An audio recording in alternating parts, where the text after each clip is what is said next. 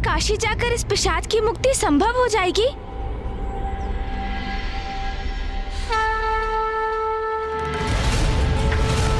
महादेव ने अपने रुद्राक्ष से एक पावन नगरी का निर्माण किया जिसका नाम है काशी।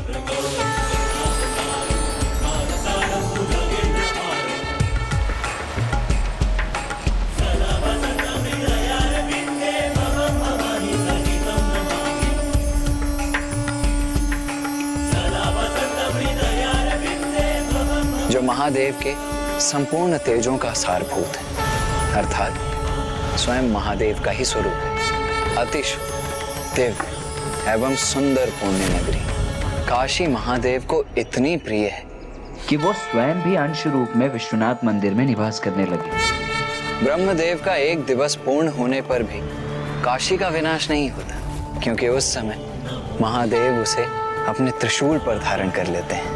शिव शंकर को प्रिय ये नगरी सदा आनंद और मुक्ति प्रदान करने वाली अति शुभ दिव्य एवं सुंदर पुण्य नगरी जो माँ गंगा के उत्तर तट पर स्थित है, जहाँ वरुणा और 80 नदियों का संगम माँ गंगा से होता है। किंतु मेरी मुक्ति के लिए कैसे और क्यों काशी जाना है, अभी तक आपने वो बताया ही नहीं।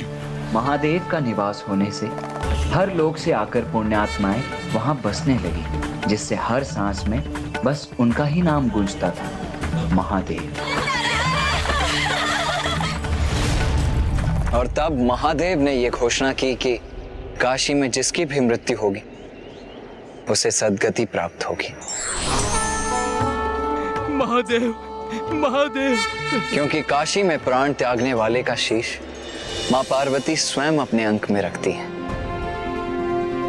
और स्वयं महादेव उसके कर्ण में तारक मंत्र राम का उच्चारण करते हैं। राम, राम।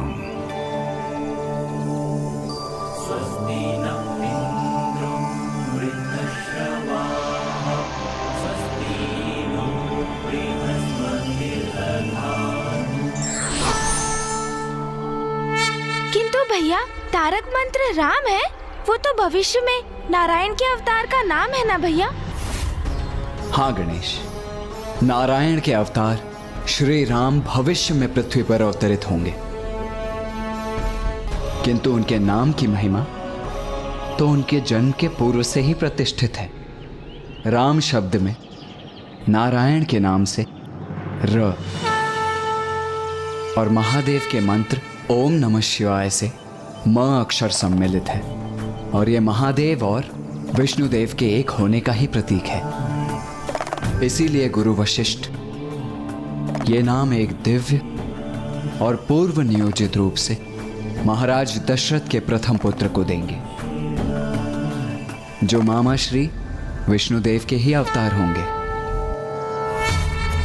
और गणेश, राम नाम की तो ऐसी महिमा है कि पिताश्री तो सदैव राम नाम का ही जप करते रहते हैं। राम, राम, राम, राम। और राम नाम के उच्चारण के साथ ही वो जीवों को सद्गति भी प्रदान करते हैं। किंतु मेरी तो मृत्यु हो चुकी है, फिर मुझे वहाँ मुक्ति कैसे प्राप्त होगी? क्या हुआ? आप शांत क्यों हो गए? बताइए ना, कैसे प्राप्त होगी मुक्ति मुझे? तुम्हारा ये प्रश्न तो सर्वथा उचित है ज्ञानारी।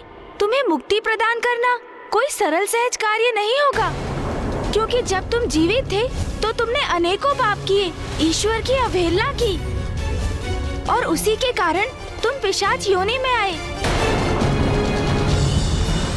किंतु काशी एक दिव्य और पावन स्थली है, और मुझे विश्वास है एक बार हम वहाँ पहुँच गए तो तुम्हें मुक्ति प्रदान करने का भी कोई ना कोई मार्ग अवश्य निकल आएगा। तो यहाँ की प्रतीक्षा करें। चलिए चलिए प्रभु, काशी चलिए प्रभु, चलिए चलिए प्रभु, चलिए चलिए। वहाँ चलकर मेरी मुक्ति का कोई मार्ग ढूंढिए प्रभु, चलिए। चलेंगे, अवश्य चलेंगे ज्ञानारी, किंतु उसके पूर्व मुझे और भैया को माँ और पिताश्री से इसकी अनुमति लेनी होगी। इसलिए सर्वप्रथम हमें कैलाश लौटना होगा। जो भी माँ, पिताश्री, हमें आपसे एक विशेष अनुमति चाहिए। किस बात के लिए विशेष अनुमति पुत्र? माँ, हमें काशी जाना होगा।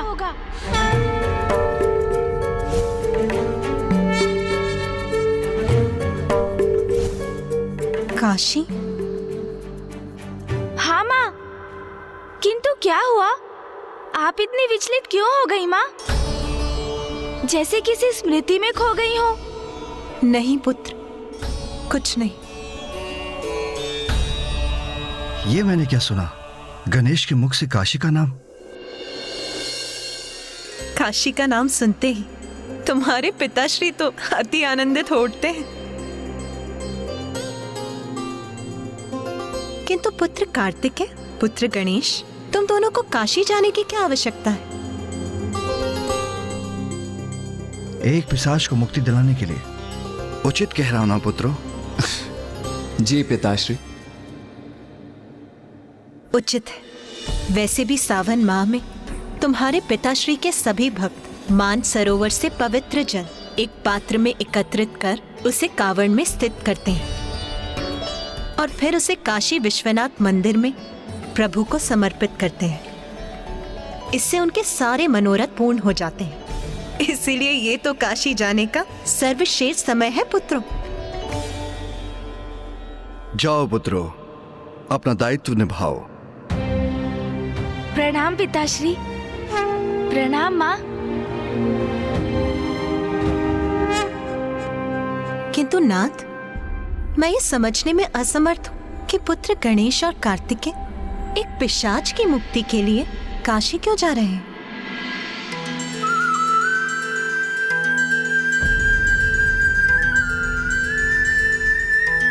मैं समझ गई नाथ, ये सब आप ही की लीला है और मेरे विचार से अब समय आ गया है। काशी में स्थित मेरे अंश को वर्षों बीत गए हैं और अब आप उसका वियोग सह नहीं पा रहे हैं। हाँ उमा, आप अपने अंश के रूप में काशी में स्थित हैं और मैं आपके अंश से वंचित रहकर अपूर्ण रहने पर बाध्य हूं। काशी, मेरी सुंदर काशी नगरी, जहां मेरी उमा का अंश मेरी प्रतीक्षा में है। मेरी काशी, जिसका परित्याग करने पर मैं विवश हो गया राजा दिवोदास के कारण। महादेव, काशी में एक ही राजा हो सकता है।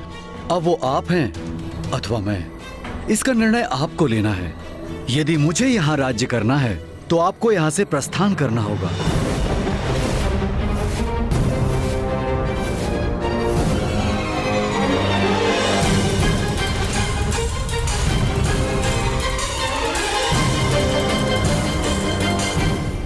उमा, मेरा काशी त्यागने का समय आ गया है, किंतु आपको तो यहीं रहना होगा, क्योंकि आपको अपने निवास पर दृष्टि भी तो रखनी है।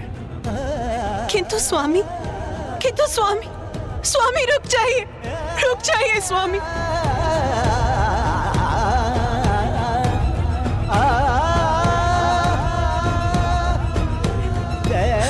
स्वामी तो मुझे छोड़कर प्रस्थान भी कर गए। आपके अंश को काशी में पीछे छोड़कर मेरा अंश आपके अंश से विलग होकर मंदराचल में स्थित होने के लिए विवश हो गया, किंतु ये वियोग असहनीय है। जब तक आप लौटकर नहीं आते स्वामी, मैं इसी प्रकार ऊपर की ओर दिशा में देखकर आपकी प्रतीक्षा करूंगी। उस समय से उमा अपने आंशिक रूप में काशी में अकेली ही विराजमान है। वो वहाँ अपने भक्तों के लिए स्थित है, उन्हें दर्शन देकर उनकी मनोकामनाएं पूर्ण करती है, किंतु उनकी दृष्टि सदा ऊपर की ओर ही रहती है, इस आशा में कि उनके स्वामी अर्थात मैं उनके लिए कब लौटूंगा। हमारे एक होने का वो मधुर क्षण आ ही गया उमा, किंतु ये सब हमारे पुत्र गणेश के कारण ही संभव हो पा रहा है। अब हम यहाँ मानसरोवर के निकट क्या कर रहे हैं प्रभु? काशी के लिए अपनी यात्रा प्रारंभ क्यों नहीं कर रहे हैं? मेरे प्रभु और कुमार कार्तिकेय आप पर कृपा कर आपकी सहायता करने के लिए तैयार हो गए और आप तब भी उन पर अपनी इच्छा लाद कर उन्हें शीघ्रता करने के लिए कह रहे हैं। मूषक जी, ज्ञानारी का पिशाच अति अप्रसन्न है।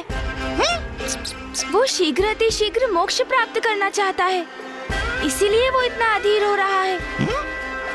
आप समझने का प्रयास कीजिए मूषक जी। जिस स्थिति में वो है, वो अत्यंत कष्टदायक अवस्था है। उचित है प्रभु। किंतु ज्ञानारी, आपको थोड़ा धीरज रखना होगा, क्योंकि काशी यात्रा आरंभ करने के पूर्व कुछ विधि विधान का पूर्ण होना अनिवार्य है। सर्वप्रथम हम मान सरोवर से पावन जल लेंगे, फिर उस जल को कावड़ में स्थित कर शिव भजन गाते हुए काशी की ओर प्रस्थान करेंगे। हमें आपके पुत्र सुबोध को भी वहां बुलाना होगा।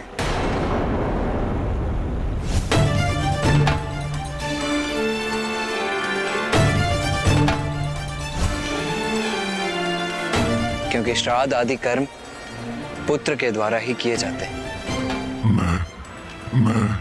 मैं अपने पुत्र सुबोध से भेंट करूंगा।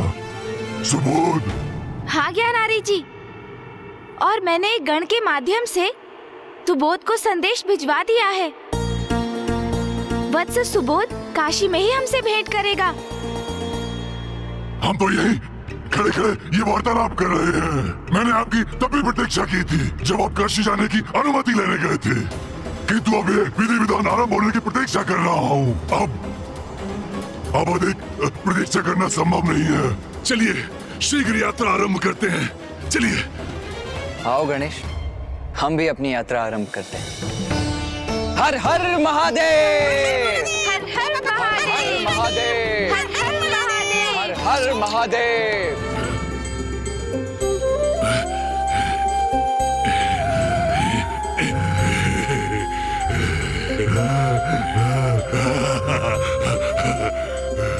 मेरा मेरा मेरा मेरा पुत्र सुबोध। सुबोध मेरे पुत्र, मैं तुम्हें अपने वक्ष से लगाना चाहता हूँ पुत्र। आलिंगन करना चाहता हूँ तुम्हारा मेरे पुत्र। किंतु मैं तो पिशाची योनि में हूँ, किंतु ये संभव नहीं पुत्र।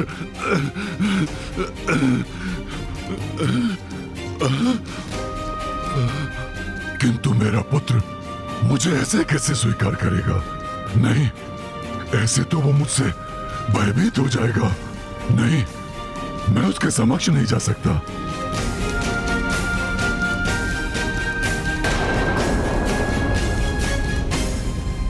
प्रभु,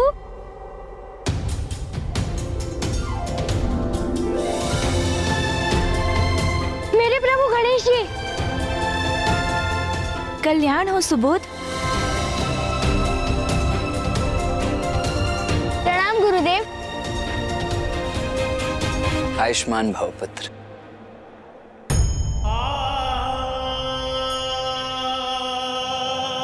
नहीं, मैं अपने इस रूप में अपने पुत्र के समक्ष नहीं जाऊंगा। उसकी दृष्टि अपने इस क्रूर विकृत पिता पर नहीं पड़ने दूंगा। प्रभु, आपका ये संदेश पाकर मैं अत्यंत प्रसन्न हुआ। बताइए, आपका इस अनन्य भक्त के लिए क्या आदेश है? वत्स सुबोध, तुम्हें एक अत्यंत महत्वपूर्ण कार्य करना है। एक ऐसा कार्य जो एक पुत्र को अपने पिता के लिए करना ही होता है। पिता के लिए एक आवश्यक कार्य? किंतु प्रभु, मेरे पिताश्री तो जीवित नहीं है। उनका वध तो स्वयं आप ही ने किया था। हाँ वत्स सुबोध, तुम्हारे पिता का वध तो मेरे ही हाथों हुआ था, किंतु मृत्यु के पश्चात उनका श्राद्ध और पिंडदान ना होने के कारण उनकी आत्मा पिशाच योनि में चली गई है, जिससे उन्हें मुक्त कराने के लिए उनका श्राद्ध करना होगा तुम्हें। क्या मेरे पिताश्री पिशाच योनि में हैं? उन्हें अब तक मुक्ति प्राप्त नहीं हुई, किंतु कहाँ है वो? कहाँ है मेरे पिताश्री प्रभु? कहाँ है वो?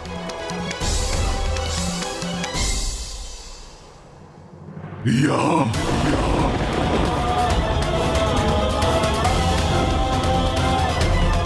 पिताश्री? नहीं, नहीं, नहीं पुत्र, नहीं, नहीं, नहीं। मैं तुम्हारा वो पिता नहीं हूँ जिससे तुम परिचित थे।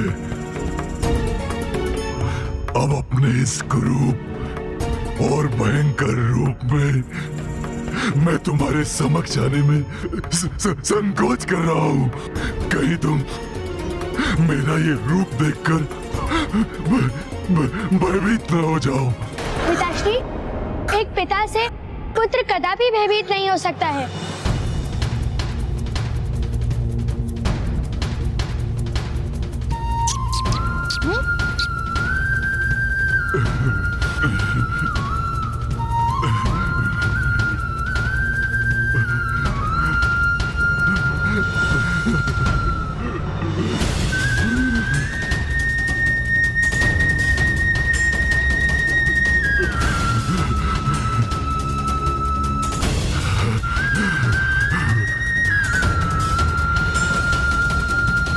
पिताश्री, मैं आपके लिए सभी आवश्यक क्रियाओं को पूर्ण करूंगा। आपके प्रति अपना कर्तव्य निभाऊंगा, जिससे आपको इस योनि से मुक्ति प्राप्त हो सके।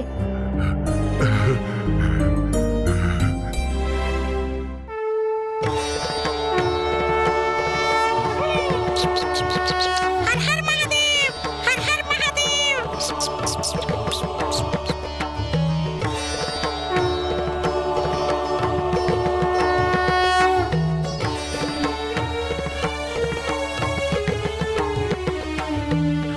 कैसे मिलेगी? अर्थात मेरी मुक्ति। शीघ्र चलिए प्रभु, शीघ्र चलिए प्रभु। नहीं, हम ऐसे आगे नहीं बढ़ सकते। इस भूमि पर पांव धरने से पूर्व हमें इसका नमन करना अति आवश्यक है। ये भूमि तो अत्यंत पावन है, क्योंकि यहाँ मां स्वयं अपने अंश के रूप में विराजमान है।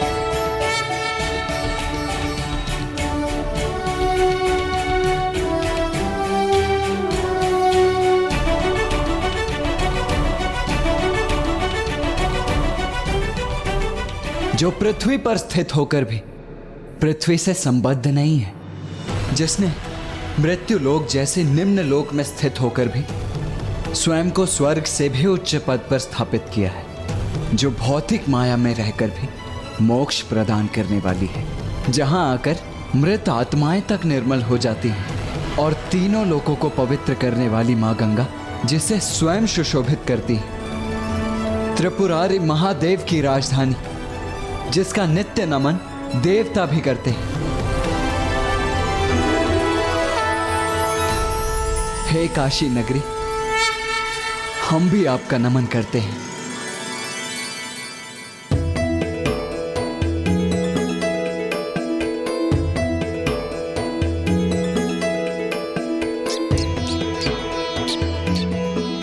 काशी शब्द का अर्थ है प्रकाश प्रदान करने वाली नगरी, जहां आकर संसार का मोह ही मिट जाता है, अहंकार मिट जाता है, और ये गूढ़ ज्ञान प्राप्त होता है कि जीवन की सार्थकता तो मात्र सत्कर्म करने और ईश्वर से जुड़ने में है। आइए अब हम इस पावन नगरी में प्रवेश करें।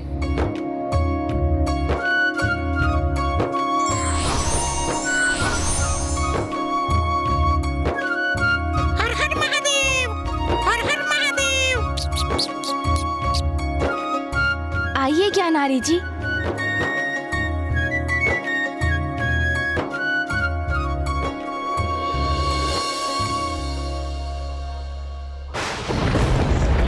रुक जाओ।